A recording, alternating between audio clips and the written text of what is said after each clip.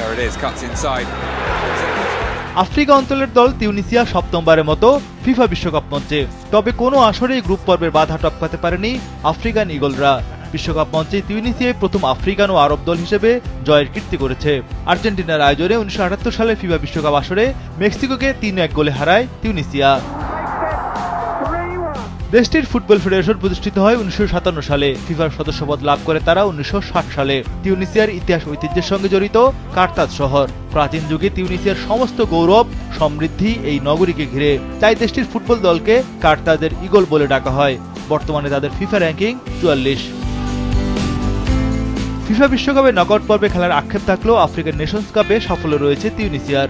2004 সালে আয়োজক হয়ে চ্যাম্পিয়ন হয় রেড অ্যান্ড হোয়াইট দল। এবারের আফ্রিকান বাছাই অঞ্চলে দারুণ পারফরমেন্স ছিল কার্তাজের ইগলদের। 10 ম্যাচ খেলে 9টিতে জিতেছে, ড্র করেছে একটি। অর্থাৎ বিশ্বকাপ বাছাইয়ে অপরাজিত হিসাবে জায়গা করেছে মূল মঞ্চে। বিশ্বকাপে তিউনিসিয়ার কোচ হিসেবে রয়েছেন সাবেক ফরাসি মিডফিল্ডার সাব্রি লামোচি।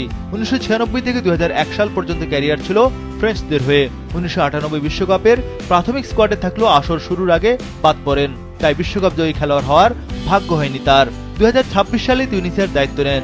কোচিং ক্যারিয়ারে এর আগে Ivory Coast, English club Nottingham Forest ও কার্ডিফ সিটির দায়িত্ব পালন করেন।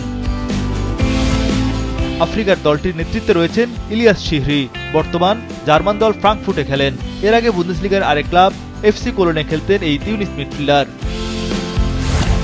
36 গোল করে তিউনিসিয়ার সর্বোচ্চ গোলদাতা ইসাম জেমা।